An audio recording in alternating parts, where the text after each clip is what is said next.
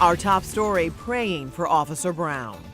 God, we pray for a miracle of healing. Touch Officer Brown, God, the way that only you can touch. Tonight, hundreds gather in support, just hours after we got a new look at the attack that critically injured a Ferguson police officer. Tonight, Officer Travis Brown remains in a coma with a life-threatening brain injury. Thanks so much for joining us. I'm Kelly Jackson. And I'm Mike Bush. The officer was injured late Friday night on the 10th anniversary of Michael Brown's death when protests outside the Ferguson Police Department turned violent. Today, police released surveillance and body cam footage of the moment Elijah Gant ran into Officer Brown, causing him to fall backwards and hit his head on the pavement.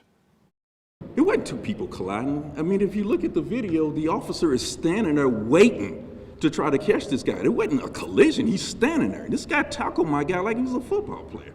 If you haven't condemned this act or condemned what happened to my officer, then you're part of the problem. A mom's heart is broken over foolishness. Today, more charges were filed against all 5 people arrested Friday night. Gant faces another assault charge for kicking another officer in the head.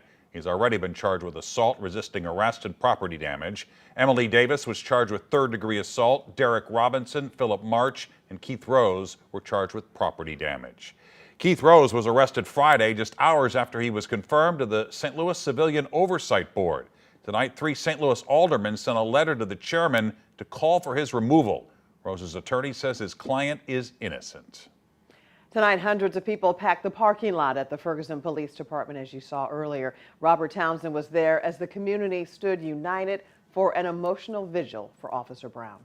It was a touching tribute for Ferguson police officer Travis Brown, the 36-year-old officer on the force for just 7 months, now fighting for his life. Our officer is still in bad shape. A teary-eyed Chief Troy Doyle among the hundreds packing the police department's parking lot to pray for the officer and their community. This is no longer ground zero.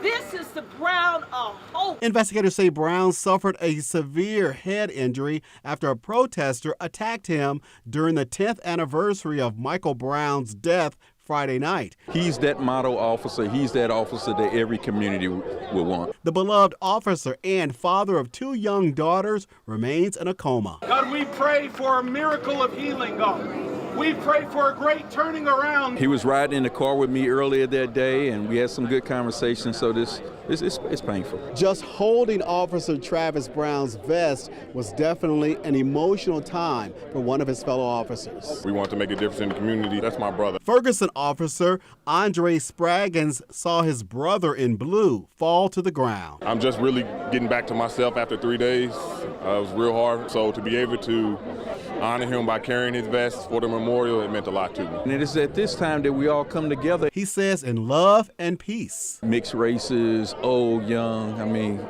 this is what community looks like. A community pulling for Officer Brown. And we're standing behind him. And we're fighting for you. I know you get through this. Robert Townsend, 5 on your side. And the other 2 officers who were injured Friday night are back at work. A GoFundMe page has already raised $45,000 to help Officer Brown's family with mounting medical bills and other expenses. We have a link to donate in the As Seen on TV section of KSDK.com.